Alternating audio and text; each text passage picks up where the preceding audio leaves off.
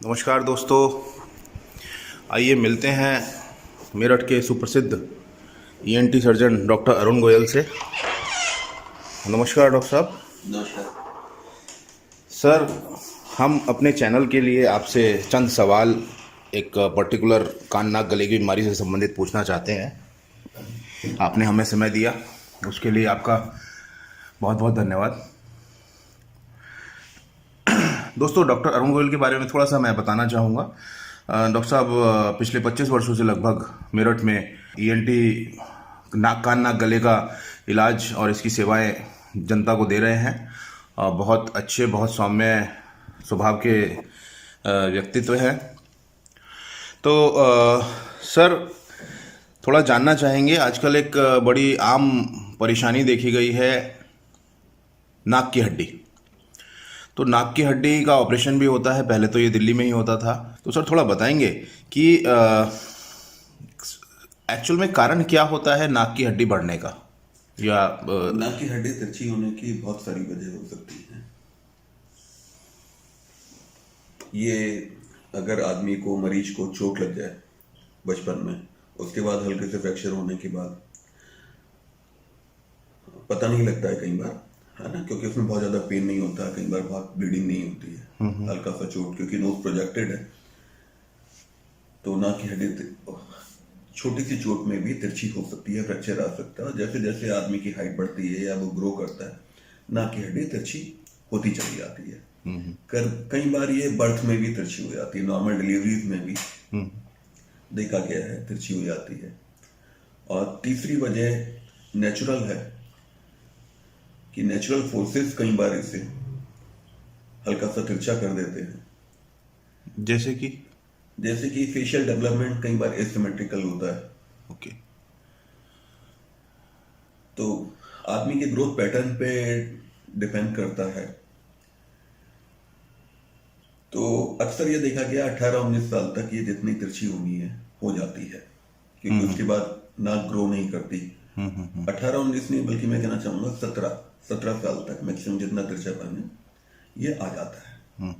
ये है, और इसका इलाज ऑपरेशन द्वारा आराम से संभव है। दूरबीन से ऑपरेशन होता है, इसमें कोई निशान या वो नहीं आता है जी। एक्सीडेंट के थ्रू जो कई बार देखा है कि एक्सीडेंट हो जाता है किसी का और नाक टेढ़ी हो गई, तो वो भी इसी सर्जरी का ही मतलब अगर इसी के थ्रू? एक्सीडेंट होने के बाद इमीडिएटली सर्जरी हो जाए, हाँ। तब तो वो उसी टाइम ठीक हो जाता है। लेकिन उस टाइम सर्जरी नहीं हुई या पेशेंट को इतनी दिक्कत महसूस नहीं हुई और उसने ऑपरेशन नहीं कराया और तिरछापन रह गया, तो फिर इस ऑपरेशन के द्वारा, सेप्टोप्लास्टी के द्वारा बाद में किया जाता है। पॉसिबल है। कई बार देखा गया है कि नाक ऊपर से ही, माथे के जस्ट नीचे से ही टेढ़ी होती है, तो क्या वो भी इसके थ्रू पॉसिबल है? ये दोनों चीजें बिल्कुल अलग अलग है। अगर नाक की हड्डी बचपन से तिरछी है और आदमी तिरछा ही, उसको तिरछी ही डेवलप होती हुई आ रही है, सपोज किसी को 5-6 साल की चोट लग गई, उसकी नाक की हड्डी हल्की सी तिरछी हो गई, अब 18 साल में उसकी मैक्सिमम या 17 साल में उसकी मैक्सिमम तिरछी हो गई, तो नोज का जो ऊपर का डेवलपमेंट है, जो एक्सटर्नल नोज है, जो ये वाली नोज है, इसका डेवलपमेंट नाक की हड्डी के ऊपर निर्भर है। अच्छा। अगर अंदर से वो तिरछी डेवलप हो रही है तो ऊपर की नाक भी तिरछी डेवलप होती चली जाएगी। ज्यादातर केसेस में ऐसा होता है। ओके। है ना? तो जिनमें नाक की हड्डी तिरछी है, तो ज्यादातर केस में 60-70% केसेस में ऊपर से नाक या तो चौड़ी होगी या बैठी हुई होगी या ऊपर से तिरछापन होगा।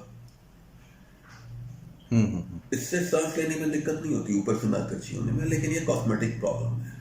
अच्छा, तो मतलब वो कई बार देखा गया है कि नाक पिचकी हुई होती है, थोड़ी अंदर दबी हुई, तो वो भी वो कॉस्मेटिक वाली प्रॉब्लम है। तो किसी को उस तरह की प्रॉब्लम है तो वो उधर जाएगा। हाँ, मेरा अगला सवाल भी उसी से रिलेटेड था डॉक्टर साहब। क्या फ़र्क है कॉस्मेटिक सर्जरी में और ये नाक की हड्डी की सर्जरी में?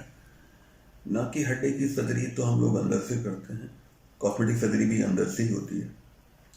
नाक की हड्डी अगर तिरछी है तो मरीज को ज़्यादातर केसेस में जिधर की तरफ तिरछापन है उधर से सांस लेने में दिक्कत होती है और बार बार उससे जुकाम होने की संभावना रहती है, नाक से खून आने की संभावना रहती है। कॉस्मेटिक सर्जरी क्योंकि अंदर से नाक तिरछी है तो ऊपर से भी तिरछापन आ सकता है।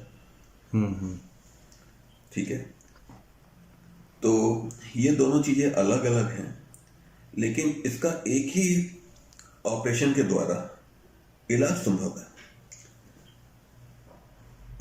अच्छा। मतलब जब हम लोग नाक की हड्डी का ऑपरेशन करते हैं तो साथ में ही ऊपर का जो तिरछापन है उसको भी साथ में ठीक किया जा सकता है सेम सर्जरी में। उसके लिए कोई अलग सर्जरी नहीं होती है, लेकिन ज्यादातर लोग केवल नाक की हड्डी ठीक करके काम खत्म कर देते हैं क्योंकि ट्रेनिंग नहीं होती। ऊपर से सर्जरी ज्यादातर लोग, क्योंकि डॉक्टर्स भी मोटिवेट नहीं करते। और अच्छा, वो ऊपर से ही सर्जरी कर देते हैं, अंदर से नहीं? अंदर से ही सर्जरी करते हैं, लेकिन नाक की हड्डी की सर्जरी कर देते हैं।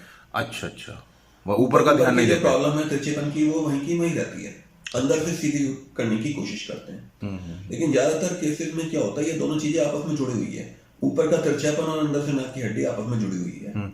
अगर हम दोनों एक साथ करते हैं तो नाक की हड्डी भी अंदर से बेहतर ठीक होती है और ऊपर से भी नाक सुंदर हो जाती है।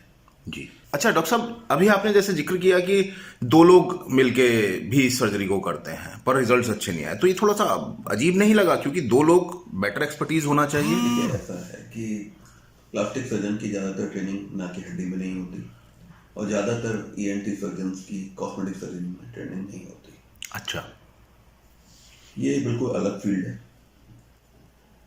जो आदमी करता है प्रॉपरली इंडिया में या दिल्ली में, जो लोग अच्छे कॉस्मेटिक सर्जन हैं, वो केवल एक आदमी है, दो जने मिलके कभी काम नहीं करते। ऐसा नहीं हो सकता। जब आप एक मकान बना रहे हैं तो उसकी फाउंडेशन अलग आदमी बनाए और ऊपर की दीवारें अलग बनाए।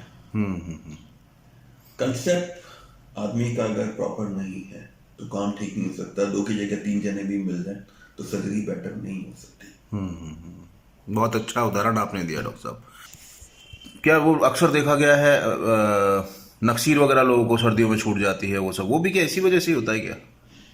कुछ लोगों में नाक की हड्डी तिरछी होने की वजह से नक्सीर की शिकायत, एरिया क्रिएट हो जाता है और नाक से खून आ सकता है। अच्छा, किसी ने एक बार सर्जरी करा ली अपनी नाक की और नाक सीधी हो गई, क्या दोबारा चांस है कि वो फिर से टेढ़ी हो जाए नाक? अगर इसको प्रॉपरली किया जाए और जैसा कि मैंने बताया, अगर ऊपर से भी ठीक कर दिया जाए, साइमल्टेनियसली दोनों प्रोसीजर कर दिए जाए कि नाक की हड्डी अंदर से भी तिरछी है, उसका भी ऑपरेशन कर दिया जाए और जो ऊपर की अगर तिरछापन है उसको भी खत्म कर दिया जाए, फिर ये हमेशा ही वैसी ही रहेगी जब तक कि इस पे दोबारा पेशेंट को ट्रॉमा ना, चोट ना लगे। अगर कोई इसका एक्सीडेंट हो जाए अपने आप तिरछापन नहीं आएगा।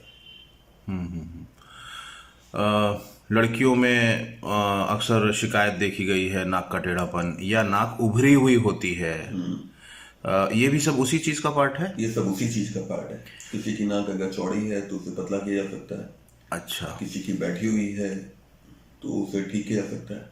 जनरली क्या होता है कि पेशेंट अवेयर नहीं होता क्योंकि एक्सटर्नल डिफॉर्मिटी क्या है उसको, क्योंकि ज्यादातर पेशेंट में, कई पेशेंट में माइल्ड प्रॉब्लम होती है, लेकिन क्योंकि मैं रूटीनली कर रहा हूँ इस काम को, तो पेशेंट और अटेंडेंट को जब मैं एक्सप्लेन करता हूँ कि जब मैं नाक की हड्डी अंदर से ठीक करूंगा तो ये प्रॉब्लम भी मैं ठीक कर दूंगा, तो 90% पेशेंट्स जो हैं कन्विंस हो जाते हैं क्योंकि सेम प्रोसीजर है, सेम रूट है।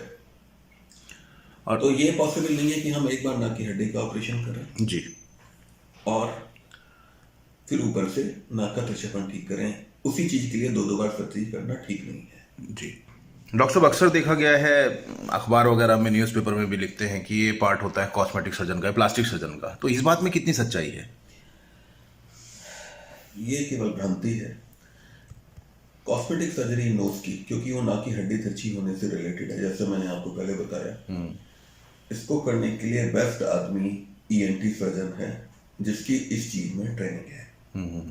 होता क्या है कि कुछ केसेस, क्योंकि प्लास्टिक सर्जन की, ज्यादातर प्लास्टिक सर्जन्स की रैनोप्लास्टी में या कॉस्मेटिक सर्जरी ऑफ नोज में ट्रेनिंग नहीं होती है, तो वो ईएनटी सर्जन के साथ मिलकर करने की कोशिश करते हैं। और मेरे हिसाब से इनका प्रॉपर कंसेप्ट नहीं होता। कॉस्मेटिक सर्जरी ऑफ नोज वही ठीक कर सकता है जो कि नाक की हड्डी भी खुद अंदर से सीधी कर सकता है, क्योंकि दोनों आपस में जुड़ी हुई हैं। जी। और जरा सी नाक में अगर दो जने मिलकर ऑपरेशन करते हैं तो ज्यादातर केसेस में मजा नहीं आता, क्योंकि जितने मैंने केसेस देखे तो बहुत बढ़िया नहीं हुए मैं। डॉक्टर साहब, ये जो सर्जरी होती है इसका ड्यूरेशन क्या है? मतलब पेशेंट सर्जरी कराने से पहले कितना उसको ध्यान देना पड़ता है, और पेशेंट सर्जरी के बाद में कितने दिन का बेड रेस्ट और वो सब होता है? नाक की अगर केवल नाक की हड्डी सीधी करानी है पेशेंट को तो ये तो 45 मिनट का ऑपरेशन है, और इसमें हम लोग दूरबीन से करते हैं, सुबह से शाम तक छुट्टी हो जाती है। अच्छा। कॉस्मेटिक सर्जरी में 2 से 2.5 घंटे लग सकते हैं। उसमें डिपेंड ये करता है कि उसको सीवियरिटी कितनी है, कितनी डिफॉर्मिटी है, तो उस हिसाब से थोड़ा सा टाइम ऊपर नीचे हो सकता है। लेकिन बेड रेस्ट दोनों में इसमें भी 24 घंटे से ज़्यादा नहीं होता। हॉस्पिटल स्टे 24 घंटे है, और 24 घंटे के बाद आदमी मोबाइल हो जाता है, मूव कर सकता है, काम कर सकता है, अपने काम पे वापस जा सकता है। थैंक यू डॉक्टर साहब, आपसे बात करके